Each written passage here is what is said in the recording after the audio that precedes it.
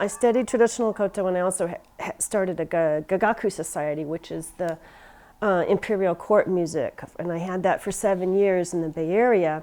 And we brought our master from, he was from Japan, and he was working at UCLA. So we flew him up once a month to work with us.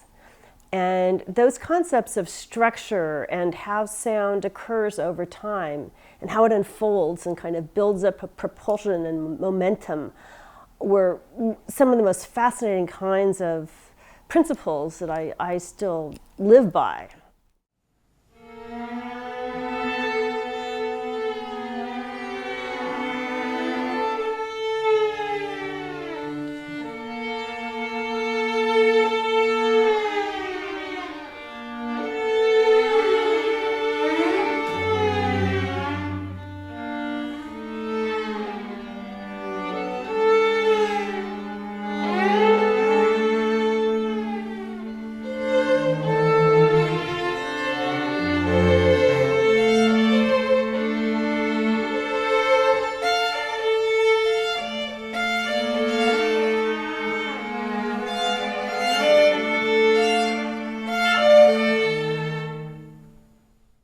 So the idea of the naked body, the human body as it is, without these ideas being fostered onto them.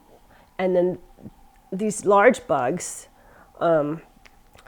crawling on them and kind of just discovering the terrain, and as if it's for the first time, and seeing this as a blank slate. Now, whether we can buy that or not, in terms of blank slates, but the idea of just having a very kind of cold viewpoint of the human body, the canvas, and that was the idea. And then taking the sounds of the bugs and amplifying them and making samples of them and having them create the structure of the piece. So I would be sending an array of lasers over my body, and they would break the beams, and that would trigger sounds of the piece, sounds of themselves. So they would be building up to different kinds of sound worlds based on their movements.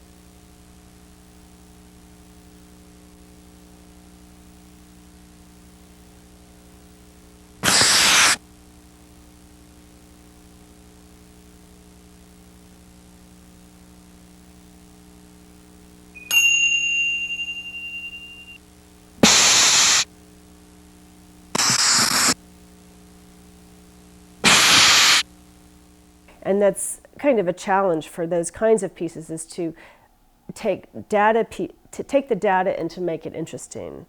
And I guess there's different ways of thinking about data, how pure this relationship is to the scientific, the frequencies coming out, or how much that can be interpreted or manipulated for compositional purposes. So I always err on the side of the artistic license to really, take the data and